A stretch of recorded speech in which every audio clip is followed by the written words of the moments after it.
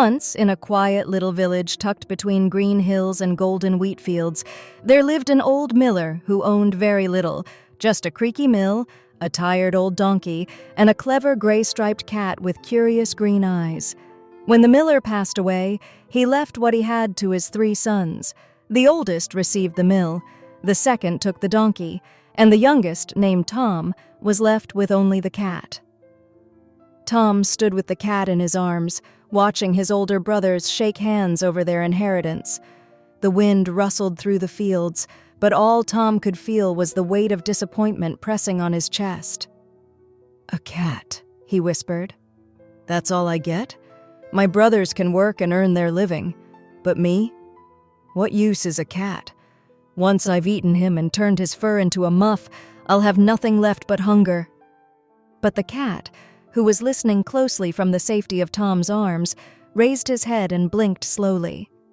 Then, with a calm and noble voice, he said, "Dear master, do not despair. You've been given far more than you realize. If you would only get me a bag and a fine pair of boots, I promise you, your fortune will be made." Tom nearly dropped the cat in surprise. A talking cat?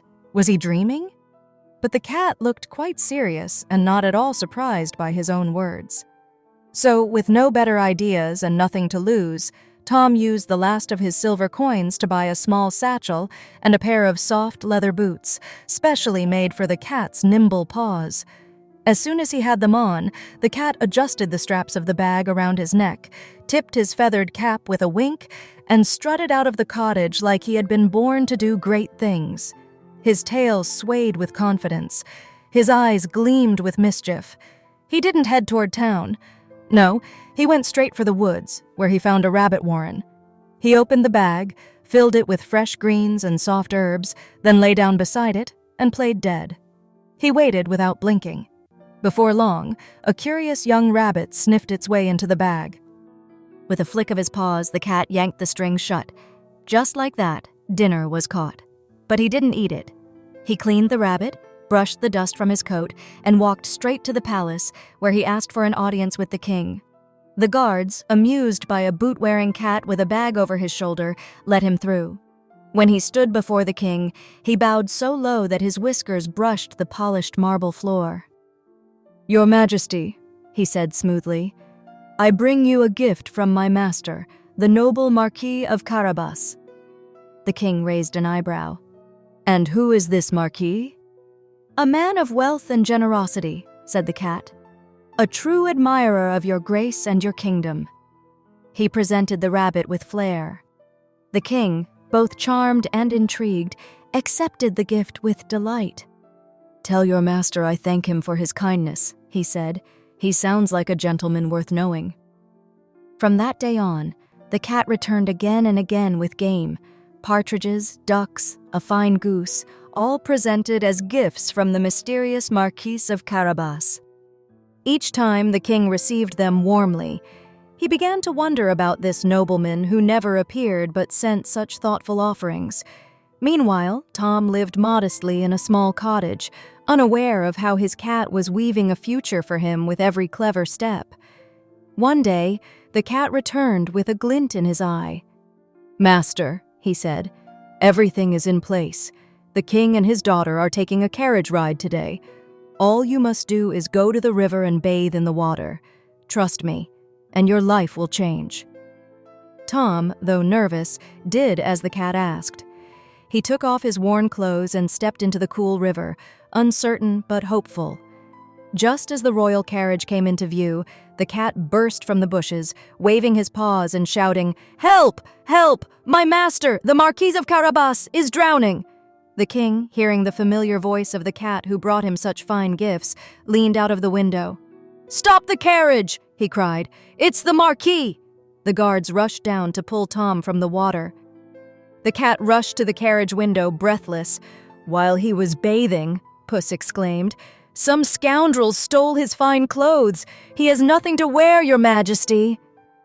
The king gasped. "How dreadful! Quickly, fetch one of my best suits." Soon, Tom was dressed in royal velvet and gold embroidery. He looked like someone from a dream. The princess, sitting beside her father, took one look at him and felt her heart flutter. "Please, Marquis," the king said warmly, "join us for the ride."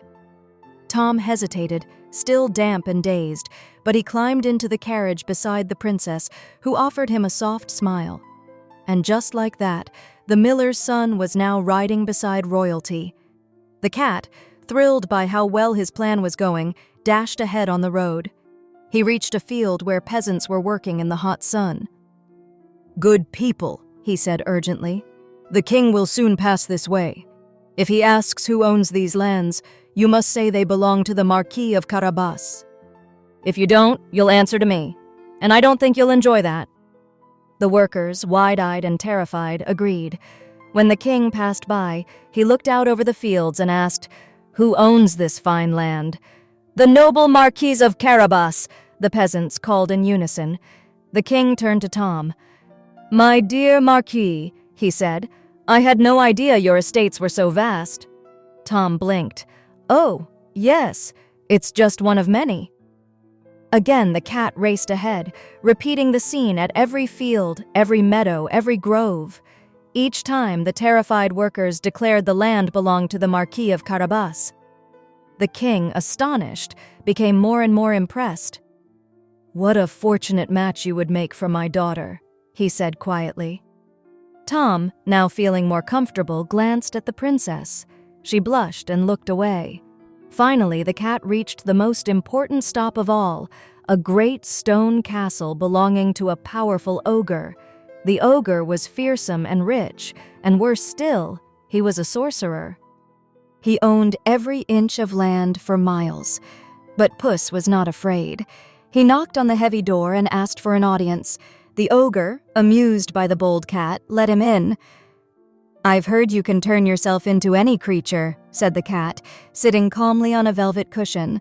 "A lion, an elephant, even a dragon." With a wicked grin, the ogre rose to his feet. "Watch this." In a flash, he transformed into a massive lion, roaring so loudly that the windows shook. Puss dove behind a curtain, shaking. When the ogre turned back into himself, the cat stepped out. "Remarkable, truly terrifying, but I doubt you could turn into something small, like a mouse." "A mouse?" the ogre sneered. "Easiest of all." With another shimmer of magic, the ogre vanished, and in his place was a tiny gray mouse, twitching its nose. Puss leapt forward and pounced, one swift bite, and the ogre was gone forever.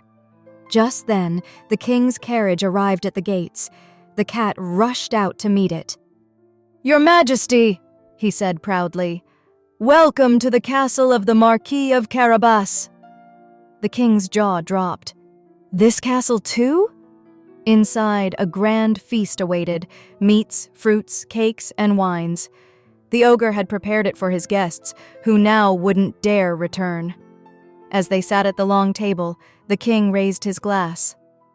"My dear Marquis," he said, "you are everything a king could hope for in a son-in-law. If you will accept my daughter's hand, I will be honored." Tom, hardly believing his ears, turned to the princess. She was already smiling, eyes full of hope. "I would be honored," he said softly. And so, that very day, the humble miller's son married the princess in a celebration that filled the kingdom with joy.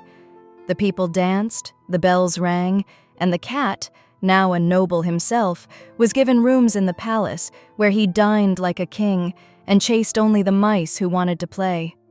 From that moment on, Tom never forgot the cat who had turned his world upside down, not with riches, not with force, but with wit, heart, and the finest pair of boots ever stitched.